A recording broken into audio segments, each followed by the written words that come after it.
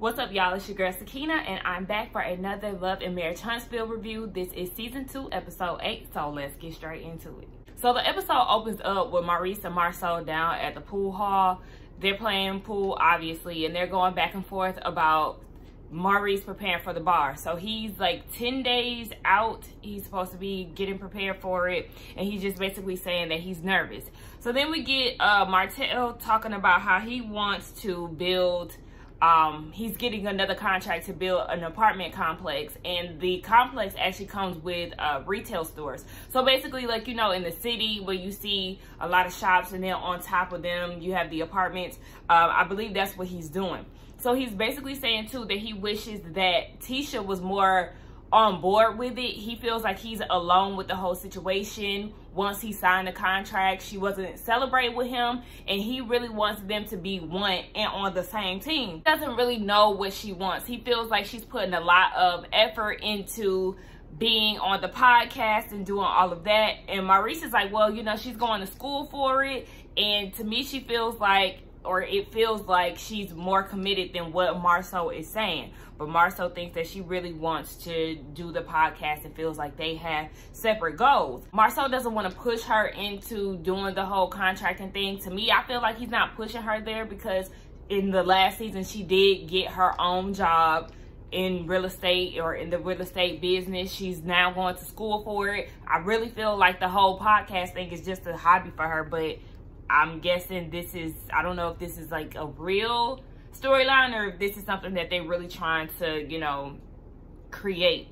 Now, Maurice is saying that he can really relate to the whole, he doesn't want to push Tisha into real estate because he's pushing Kimmy into doing the real estate thing, and he wants her to wake up and be happy with what she does. But Marcel was looking like, ugh, you're wasting your time. You want her to quit her job more than she wants to quit her job. And it's crazy that somebody on the outside looking in could easily see that Kimmy does not want to quit her job, but yet Maurice is pushing her to do that. Marcel feels like Credit One is in a good space where his sister Millie has established the place. She's a manager. Her and Maurice have been a good team doing the whole thing. So if you add Kimmy into the mix, they're going to clash and it's just going to be problems. So he's like, you just really need to let Kimmy make her own decision on what she wants to do. I feel like for once, well, not for once, because I did agree with some of the stuff he was saying last week. But yes, it seems like certain things that Marcel was saying lately is definitely making a lot of sense. But anyway, we get Tisha off into the next scene. She's down at the radio station talking to Tony. I forgot her last name, but she's the host of the radio station, and she wants to talk about her live podcast for Mommy Business, which is the name of her podcast. She said that a lot of people start to ask her in her DMs about making a marriage work and why she got married. So she wants to talk about the good, the bad, and the ugly. Now, Tony asks who's going to be on the panel. She has 3 couples, her and Marcel, Cedric and his wife, and then the newlyweds, Kimmy and Maurice. She also has a marriage counselor on the panel as well. So then Tony asks how long they've been married. Her and Marcel have been married for 13 years. So then Tony mentions the 7, I think she said, what was it? 7-year itch. And Tisha said that actually happened in their first 5 years of marriage. And she was so happy that they had a baby early on because it made them basically stay together in so many words. And it was just like, Tony was looking at her like, girl, the fuck? If it's not working, then it's not working. And that's just my views. I definitely feel like you need to put in effort. Marriage is work, all of that jazz. However, if it's not pleasing you and if you feel like you've done all that you can, then let it go. I mean, look, I guess it's working out for Tisha, so I can't really say. I've never been married. So Tisha said in her confessional that she feels like people really don't honor marriage anymore these days, and was saying that, you know, you have to fight for it. I already gave my spiel on that, so we're gonna move over to Mel. Now Mel is coming into the house and Martel is there. He's taking care of all 4 of the kids. They are so cute. That little 4-year-old who said, "Get my cup," she was so cute to me.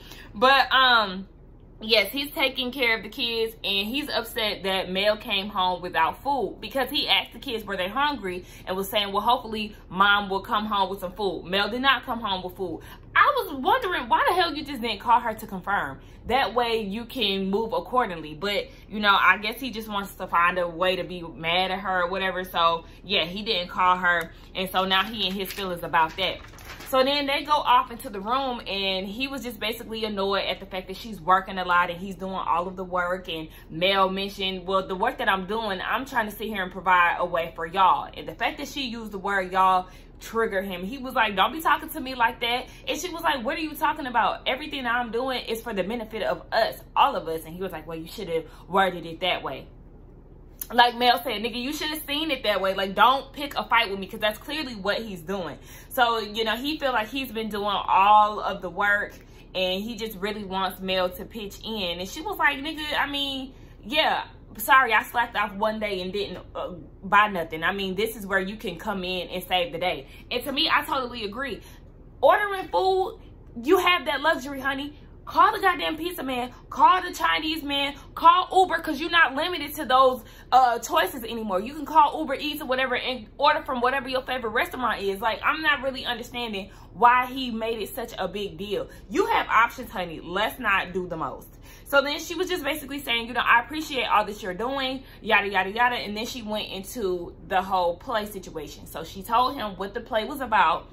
He did not like that, because it was very similar to what they were going through, besides, you know, the man cheating with another man. So he was just like, I feel like they selected you for this simply because, you know, it relates to what we have experienced, and he wants her to try another role. And she was like, no, I'm not doing another role. I'm doing the role that they had given me, and you have to deal with that because you cheated. Like, I don't know why men always feel like they're a victim in a situation. Like, yes, it was problems in y'all marriage, but it really stems from you stepping outside of your marriage, not nobody else. You're the one who put us in this situation. So if Mel wants to act it out or relive it, then so be it. Okay, she's trying to, basically what Mel is doing is what Erica Jane was doing on Housewives of Beverly Hills. You know, basically taking every opportunity that approaches her, because it may not last that long or whatever the case. So, you know, he just feels like he's backed into a wall because she has so many things on her plate and not really prioritizing them, and you know, it's basically out of his hands. So Mel was like, to be on point, I booked a solo session with the therapist, you know, to see if I'm in the wrong, basically trying to get some feedback from somebody on the outside looking in. Now we get a scene where Kimmy is meeting up with Millie, who is Marceau and Maurice's sister, and they're talking back and forth about what's going on with them. They start to talk about Monster and Kiowa and what's going to happen with the living arrangements once Kiowa does move down to Alabama. You know, she still does feel like Maurice is being very selfish or one-sided when it comes down to Maurice or Monster living with Kiowa when she comes down here and all of this. So then, you know, she just feels like Monster is really missing his mom. You know, he wants her macaroni and cheese. He misses her potato salad. You know, there's just really vivid signs of him missing his mom, and she feels like Maurice is really hung up on him needing to be with him in order for him to be a man. But she feels like she can give more insight on that because she did raise her son as a single mom, and she is raising, you know, basically a strong black man. So she just really wants Maurice to see the whole picture rather than just being consumed on what he feels is right for him and Monster. Now, Millie starts to talk about what's going on with Credit One. Down at Credit One, they've hired somebody else to join their team. And what's her... Sorry. So then Millie goes into the question of whether or not Kimmy will be open to working at Credit One.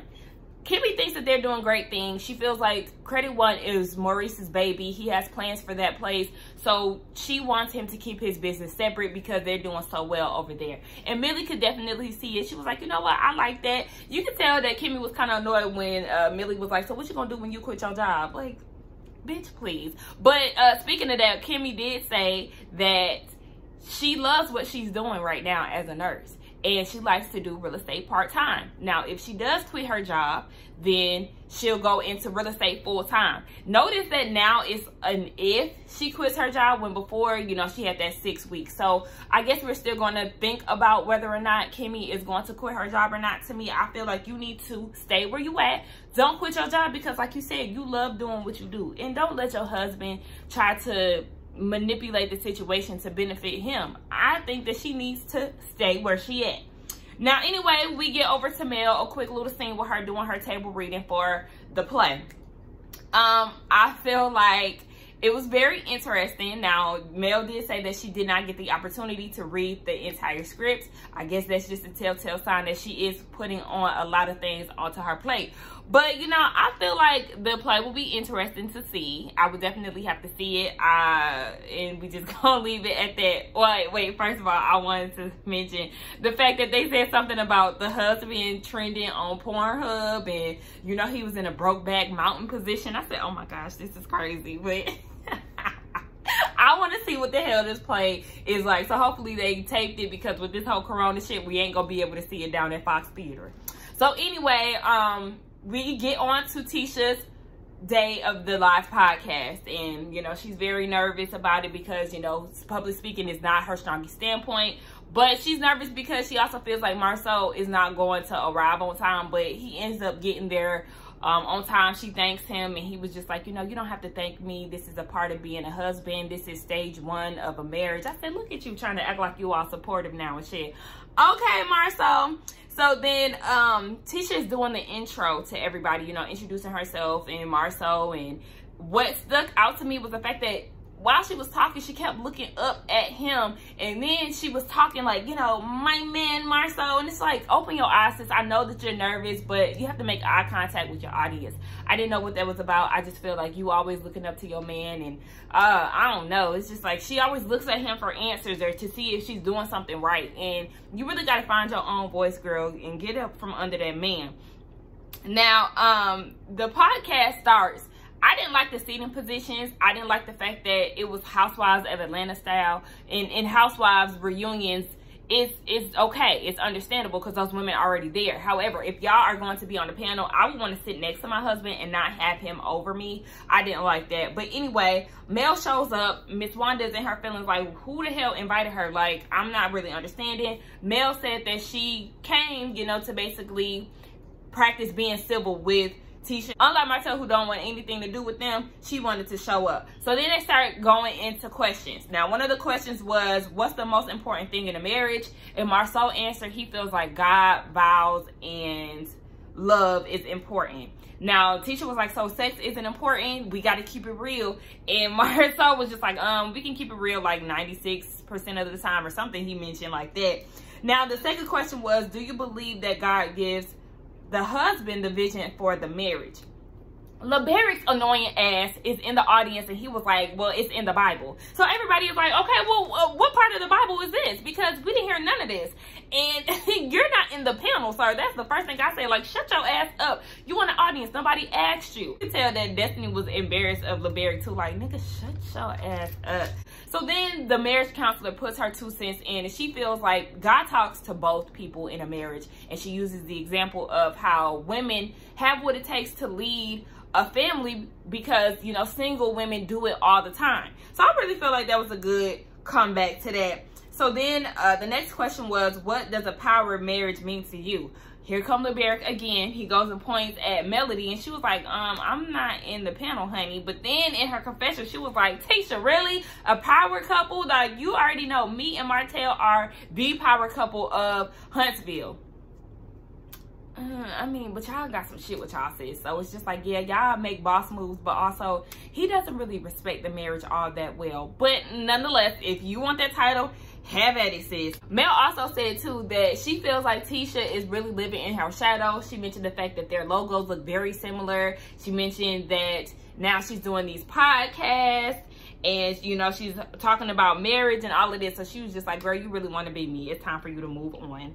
It's safe to say that they just never gonna be on the same page, period. Next question was if infidelity is a deal breaker.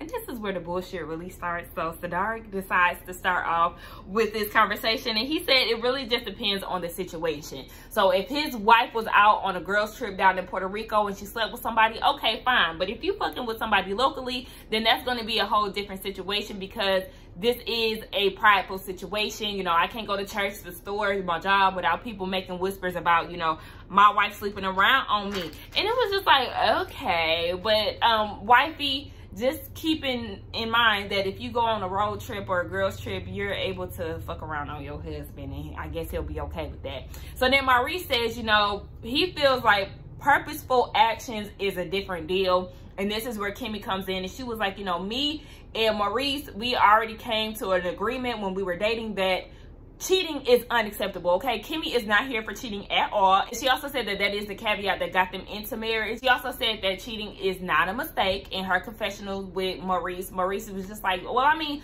mistakes happen. We all ain't perfect. And, you know, I feel like you can get over it. Look at Martell and Mel. They got over it. And Kimmy quickly said, look, I am not Mel, okay? And it's just like, Maurice, don't get slapped. I'm feeling like he may have cheated before. Maybe he cheated on Kiowa, so maybe he feels like he can do it again, or he'll do it again. But Kimmy is just not for that. So she is very adamant about not staying with your ass if you cheating, okay? So then Marcel was just like, he doesn't want to know. And I just thought this was hilarious. So you don't want to know, right? Okay, he was just like, just don't do it again. Destiny told Mel in the audience, like, that was a very interesting answer to me, and Mel felt the same way. I was like, okay, you are definitely doing some damage control. If you get caught, then you just on some like I don't want to know type shit. Like, please, you just trying to play mind games with your wife and want her to, you know, alter her thoughts, so if you do get caught, it won't really hurt that much or whatever. Like, I was just like, okay, whatever. Mel was like, all these men on this panel was full of shit. Y'all know if y'all's wife cheated, y'all would definitely be affected. It was like, okay. So Tisha in her confessionals was saying that the podcast was a success. You know, Marcel is definitely proud of her. And then they try to go for a handshake, and both of them like did a pound, like some rock, paper, scissors type shit. And to me, that's just a telltale sign that they are just never in unison as a unit. But anyway, so Destiny is off on the side talking to Marcel. She was like, you know, based on the information that I got from Maurice, it sounds like you are definitely a hot commodity. I want to know if you're able to do the sweets for me by May 1st. Now Marcel was like, you know, it's definitely going to be a hard thing to do, but if I have all the right things in place, basically they can get it going. So Destiny said that she was going to have the blueprints there for him in 2 days. Okay, she's going to give him the benefit of the doubt, because despite her relationship with the Holtz, you know, he is a commercial contractor, which is what she needs.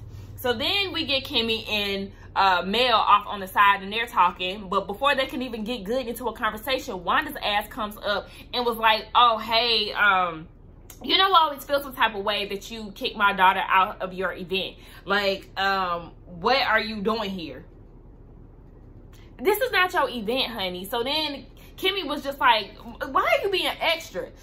It just didn't make sense to me, and I hated the fact that she came up there, and then she was just like, well, you know, Kimmy, you could be a part of it too. You could be on our side. And it's just like, you should not even have a side other than your daughters. This whole you being a part of the Scotts, you're not a Scott, so chill the fuck out. Kimmy didn't have time for it, so she got the fuck on. She let them handle it between them two. So Wanda was just like, I feel like you need to get mad at your husband because he started all of this, talk about Martell. And she was like, do you really think that Tisha caused you and your husband to be in this predicament?